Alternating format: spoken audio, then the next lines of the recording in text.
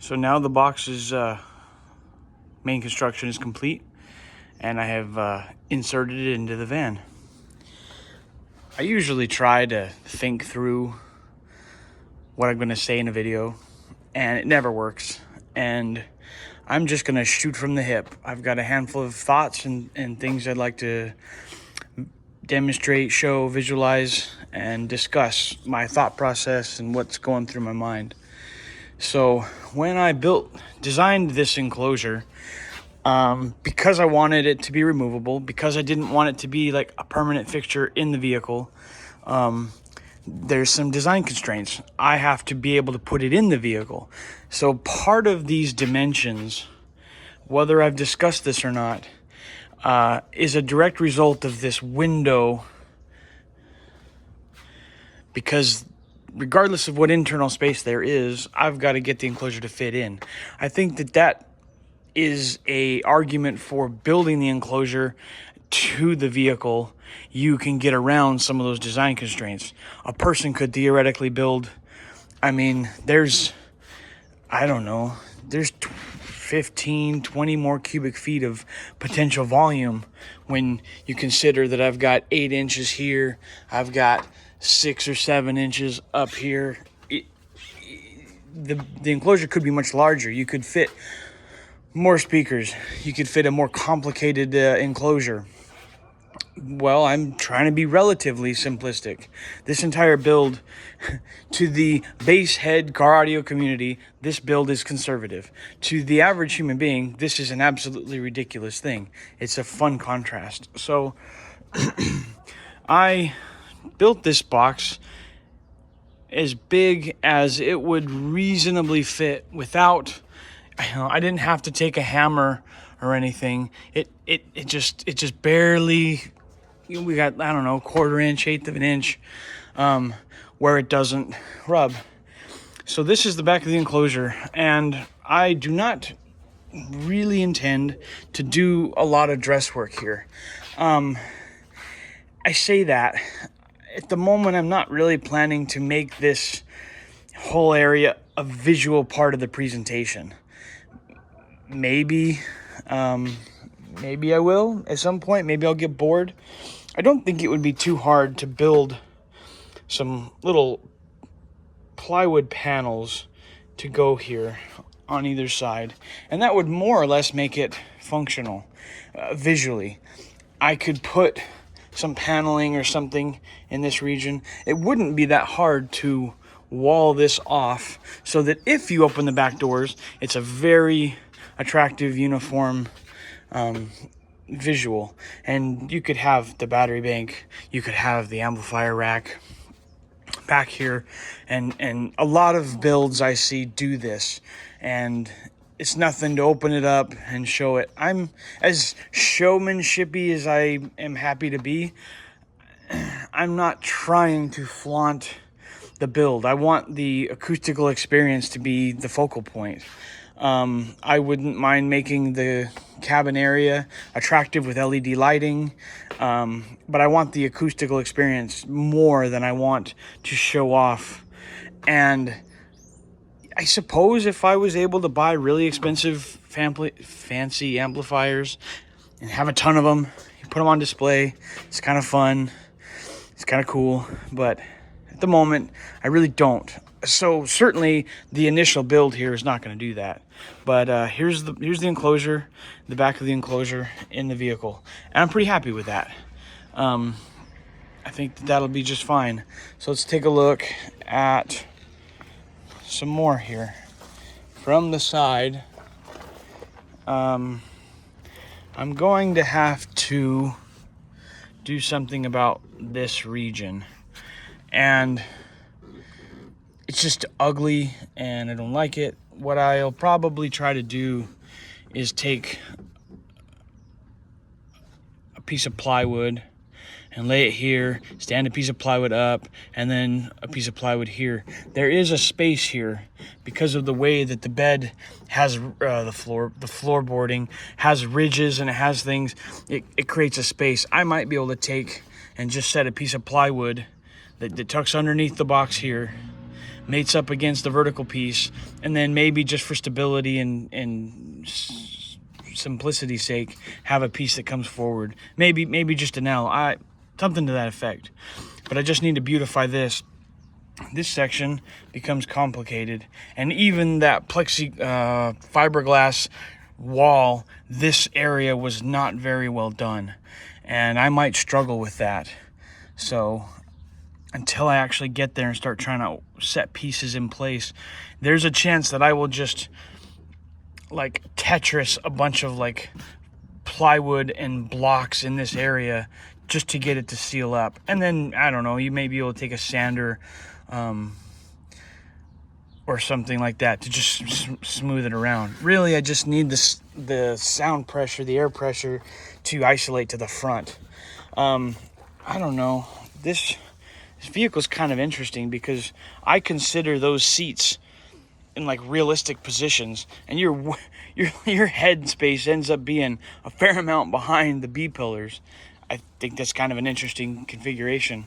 Well, so not that I'm cholo necessarily, but I have a tendency to like my seat leaned back just a little bit when I drive, and I kind of think that this is exactly where I would drive the vehicle. And I'm only 5'7". I'm pretty short.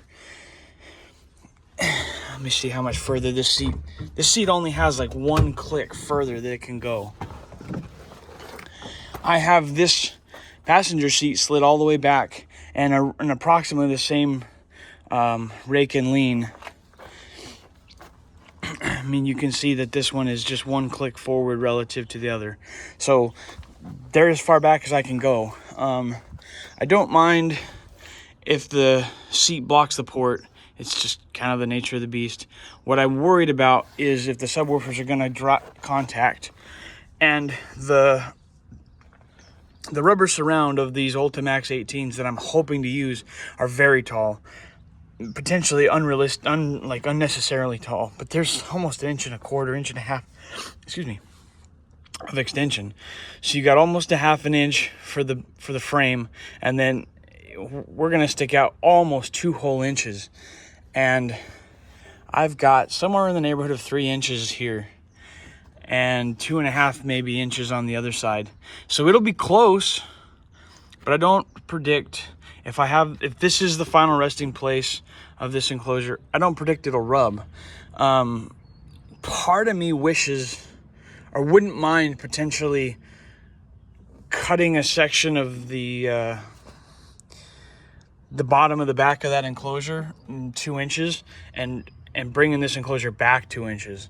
I don't mind having a little bit more space, but it does, I guess, increase the complexity of trying to wall off this area here. Be really nice if this B pillar was like right here, and then it would be much more straightforward, but it's not. So I thought setting this enclosure in here would make me feel like, oh, look, we're really close. Having this enclosure in here only makes me feel like the easy part's done and now the hard part can begin. It is daunting, feeling like these edges and angles are impossibly complicated. One of the reasons I really was excited about this vehicle was that fiberglass wall that was in here. I could see it immediately. There was an existing wall. Now that I've removed it, my brain goes, oh, it's an impossible task. I don't predict using that fiberglass wall, but I do predict trying to use it as a template. And gosh darn it, if I don't think that as a template shouldn't give me a sufficient roadmap to actually succeed here in a relatively effective, efficient, and attractive manner. Guess we're gonna have to see. I guess the other worry that I have is passenger's head is gonna be right here. And if that subwoofer sticks out to here, there's only going to be 2 or 3 inches. I mean, I don't know, more realistically 3 or 4 inches. But you're only going to be 3 or 4 inches. Your head's going to be 3 or 4 inches from that subwoofer driver. Is that cheating? It's like all of the car audio competitions are like, you got to be behind the B pillars, you got to be this, you got to be that. It's like, yeah, but if, I don't know, it's going to be interesting. It'll be brutal if nothing else.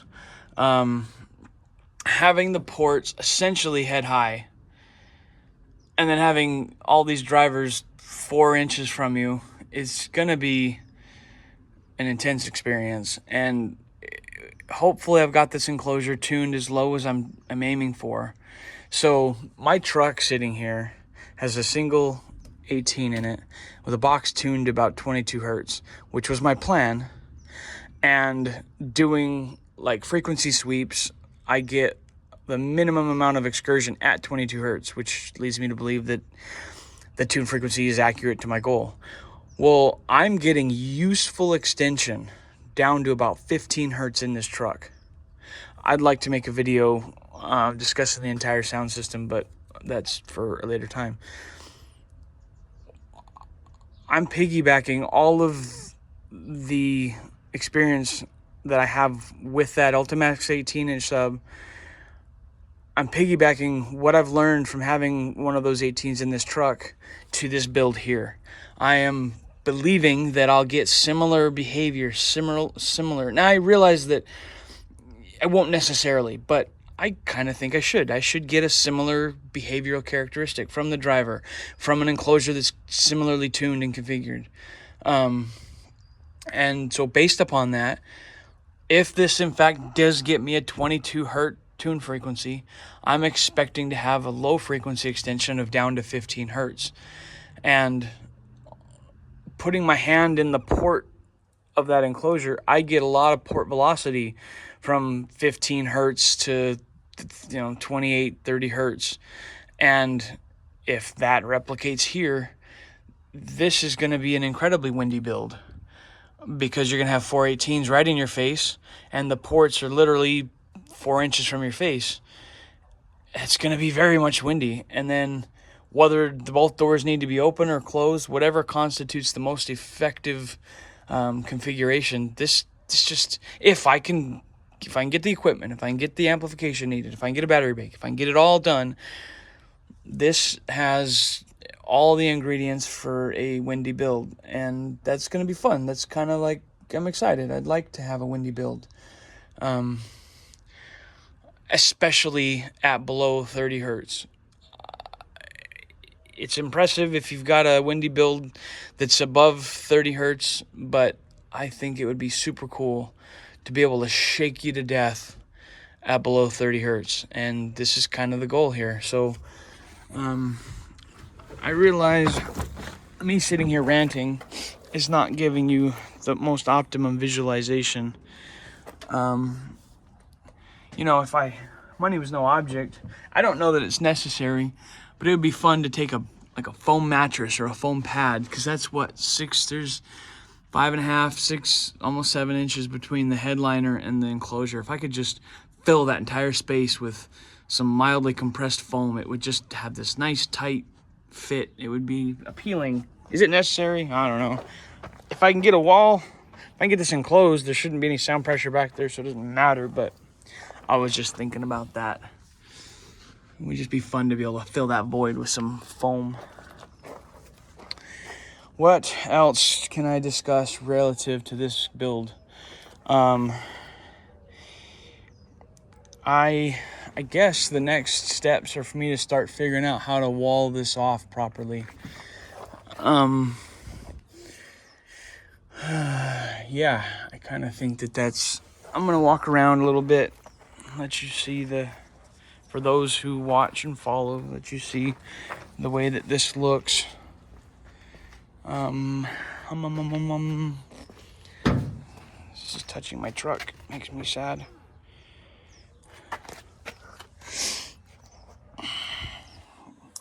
In hindsight, I don't necessarily know that any of that was necessary. I'd like to think that I'll take a piece of plywood and just put some glue and shove that in there and just lightly sand it. And the same with those little areas there. I plan to put a little piece of plywood and glue and sand it, just so that it's, I don't know, no one's gonna see it. It just bothers me. I did that so that I could put a clamp on here so I could apply optimum clamping force when I was gluing the panels together. What else can we discuss? Well, let's just give some visualization here, I guess. Really, your head sits forward, right? Like, it should be far enough away. Like, I don't think you're gonna hit your head on the subwoofer, but I guess we'll see.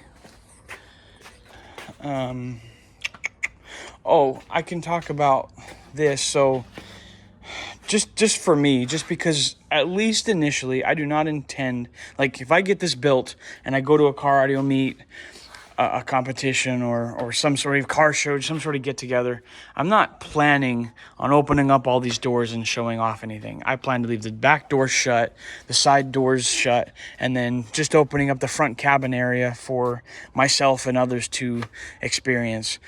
And what I think I want to do, depending on how this wall gets configured and depending on how big and how many amplifiers I'm capable of obtaining, I might try to put the amplifiers here and then just running the battery power over and then up and just having everything here. There's a simplicity to that. It gives me, not that I need it, but it makes it easy to access. Like, I can just swing this door open, I can look at it, I can whatever I need to do to it. I just don't think that we're gonna wall anything further back than this. Hopefully it'll just be in this region here, but that gives me, I don't know, almost 2 feet. And depending on how big the amplifier is, if part of it protrudes into this area here, I should be fine. I can work from there. But I kind of, at the moment, I'm thinking about putting the amplifiers here and then just having the cabling from the battery bank run along here and up. Because I can no longer access the back of this enclosure, if I was to put my speaker terminals on that back wall, I wouldn't be able to access it, to clamp them down, to attach wires. What I'm gonna end up doing is somewhere in this region here, so that I can just easily access, and then I'll just route the wires internally up where they need to go. But these speaker terminals end up roughly around here, or somewhere on this area here, whether up here right next to the amplifier, and that's possible. You would only need to run a 3 or 4 inch wire from the output of your amplifier into this enclosure with some speaker terminals. That's kind of the plan, and one of the reasons I wanted to put the amps on this side as opposed to the back. I don't know. I also think that you just see so many stereotypical builds with a battery bank, amp rack, and away you go. And there are people, I've seen videos where people have got their amplifiers over here, but I don't know. It's kind of what I'm thinking at the moment. I guess that's good for this video. That gives some visualization of the situation that we have going on here. I was hoping to see this and go, oh yeah, this is coming together. All I see is, oh man, how am I gonna make that happen? How am I gonna make that work? It might be easier than I think. It may not be that difficult.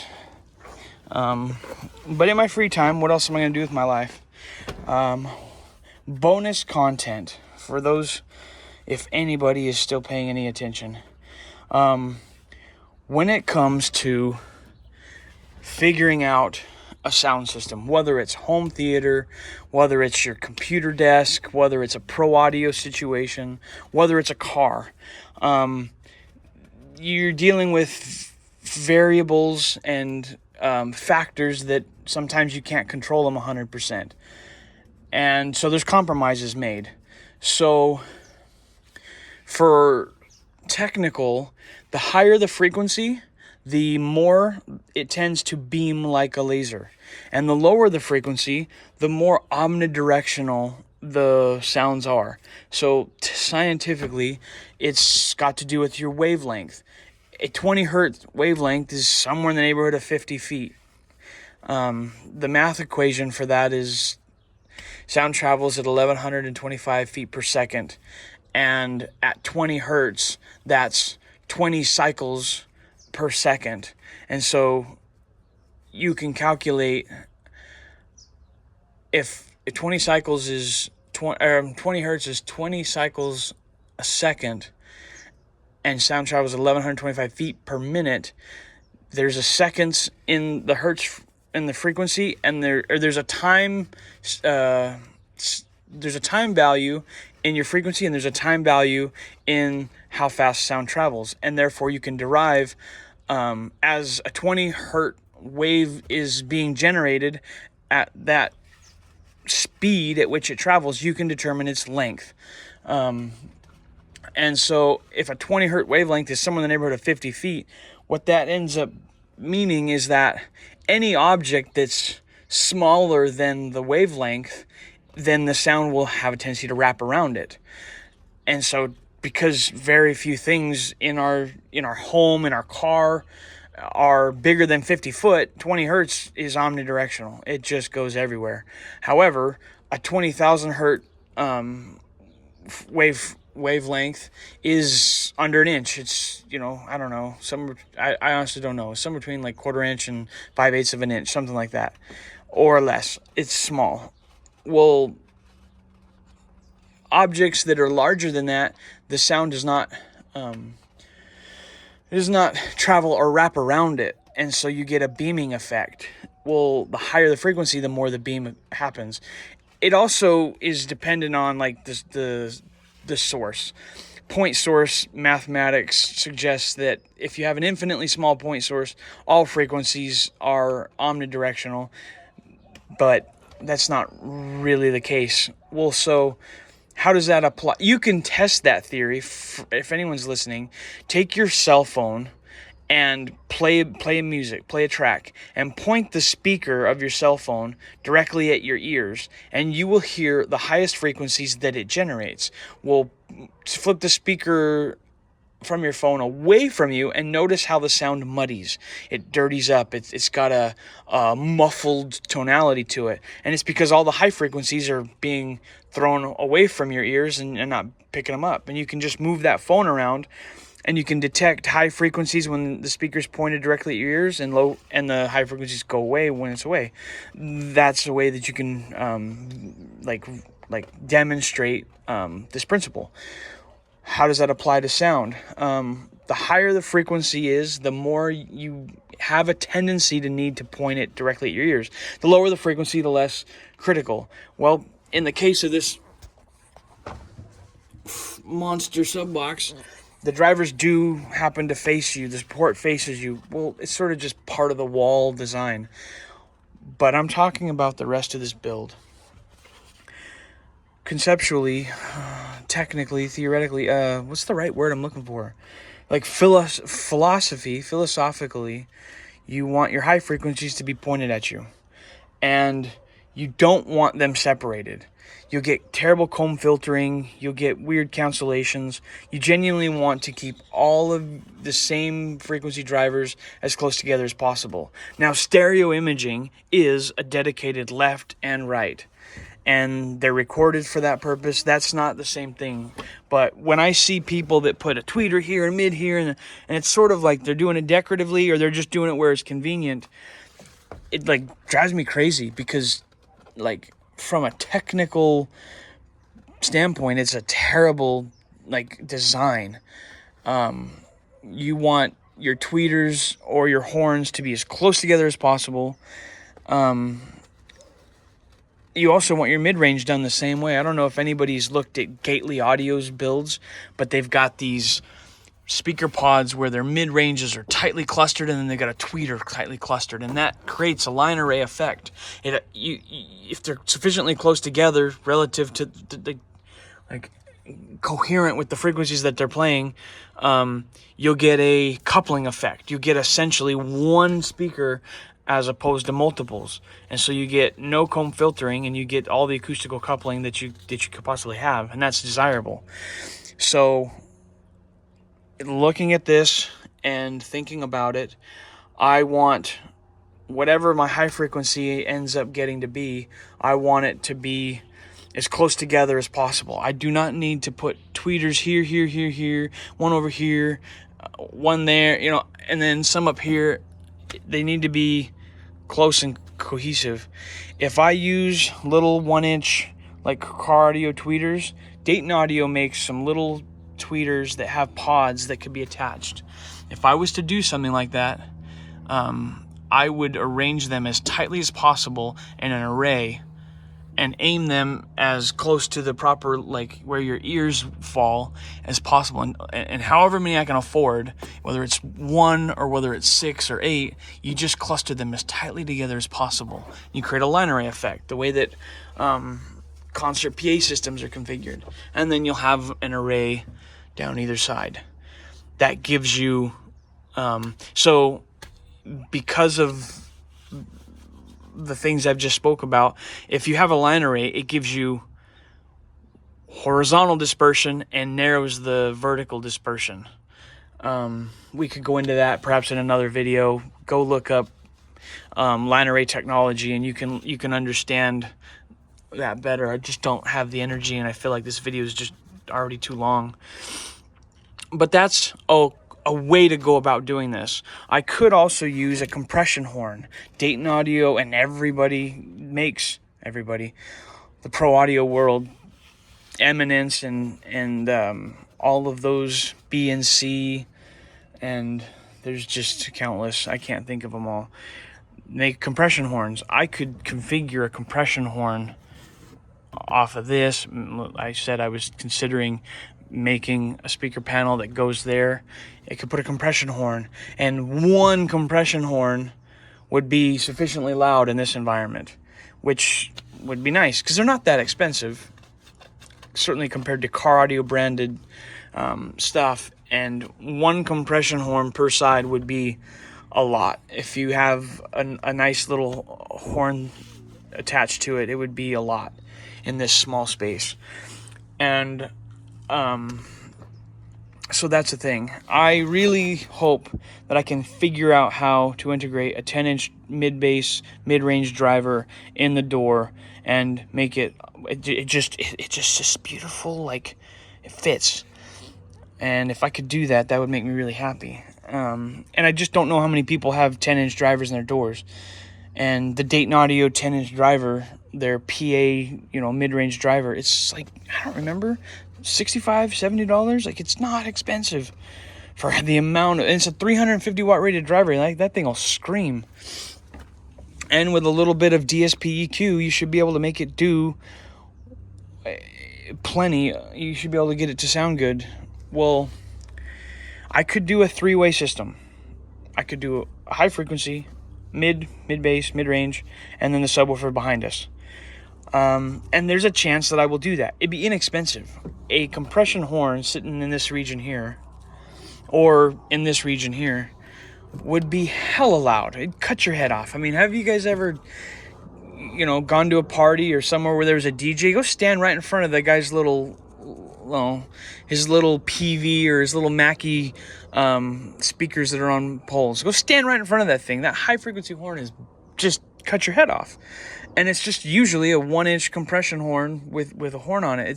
Those things are efficient and loud. So one of those would do tons of work in here. It would be louder probably than I would need. And that would be appealing to me. I could use a 4-way system, and I could use something like those bullet tweeters that are super popular. The problem I have with those is that, albeit they're just chunky, they're attractive. I think they're beautiful. The big aluminum, they're beautiful. But those things are only good from like 6 or 8K and up, which is fine, but it mandates a 4-way system, because otherwise you're asking your mid-range to play, because my subwoofers are going to be placed so low, you're asking your mid-range to play from 60 hertz up to 6 or 8K. And although a 10-inch probably could do that, it's a bit of a stretch. It's not, in my opinion, ideal. And so if you're going to run a bullet tweeter or a ribbon tweeter or something that's just high frequency, you kind of need to have a 4-way system, and which I'm not opposed to. My truck's running a 4-way system. I love 4-way systems. They're not horrible to do if you got a proper DSP.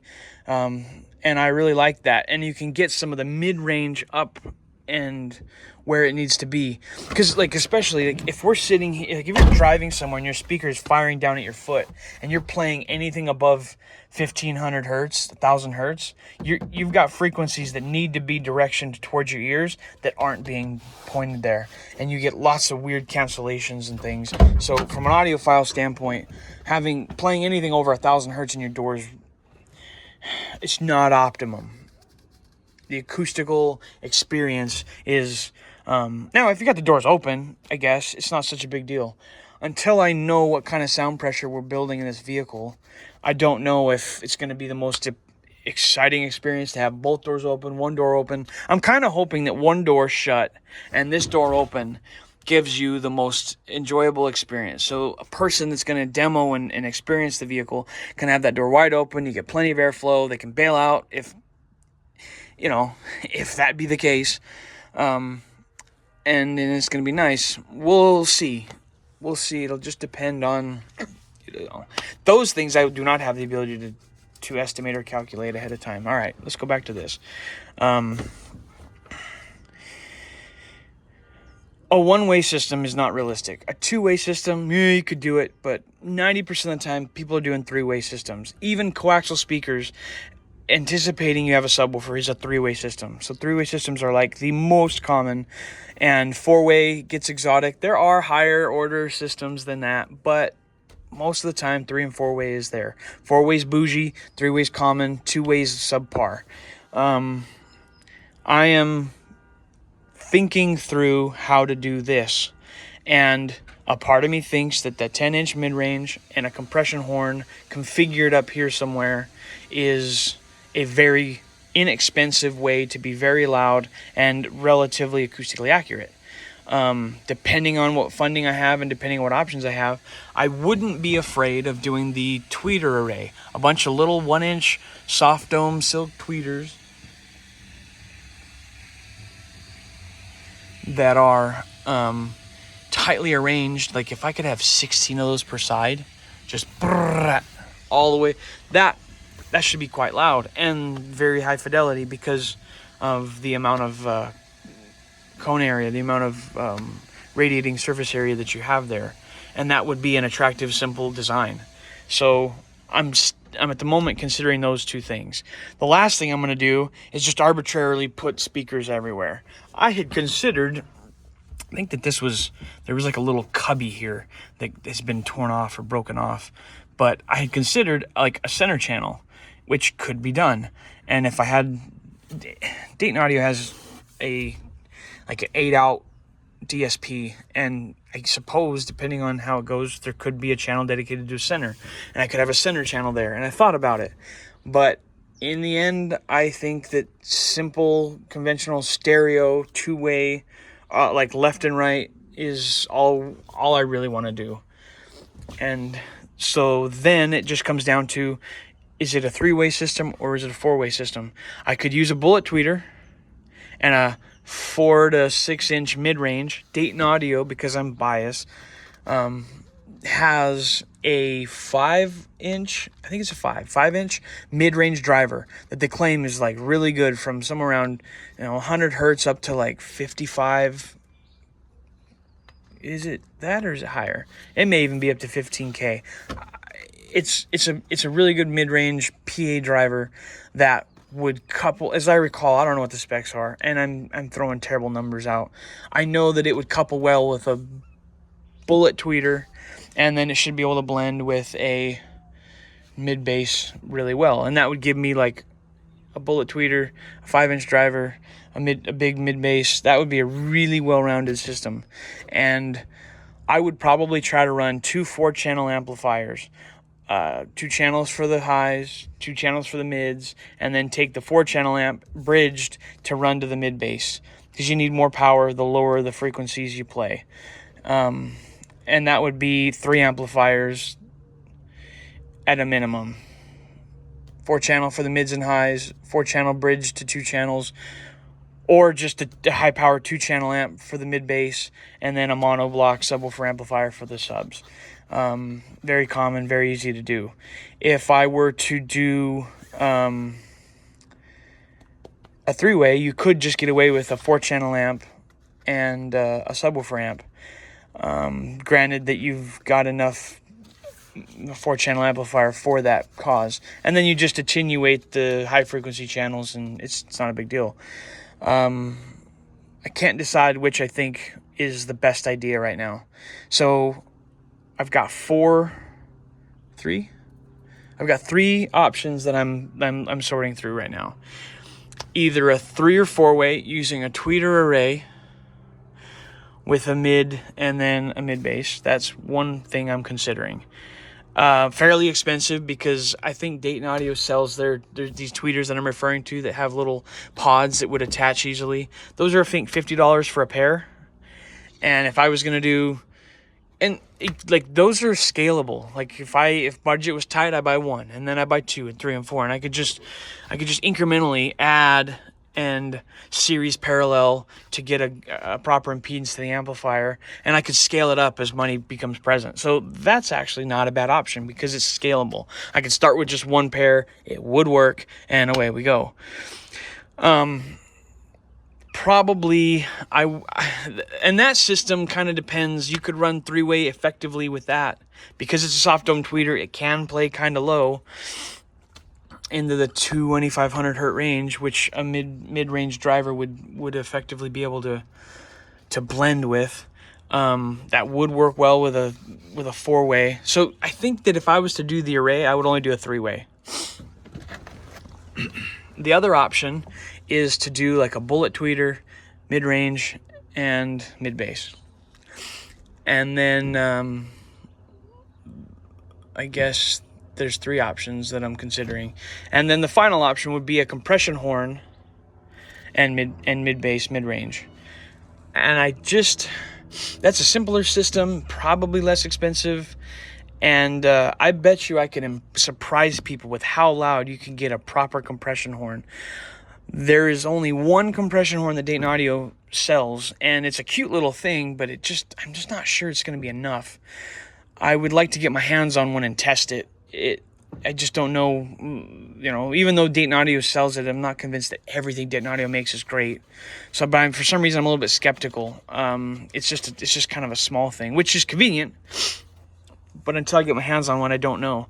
I've dealt with Eminence compression horns in the past for like mobile DJ sound system that I built, and I have a lot of confidence that one of their compression horns would just absolutely be murder in this vehicle. But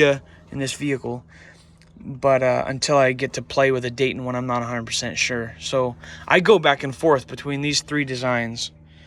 And until there's actually money, it doesn't matter. I get to theorycraft, I get to dream and hope. So I've talked a little bit about that. There was one other thing that I was wanting to discuss that has slipped my mind, and it's going to have to wait for another video. What was I going to discuss? Guess it'll wait for another video, because I've decided that we're going to conclude this one for now.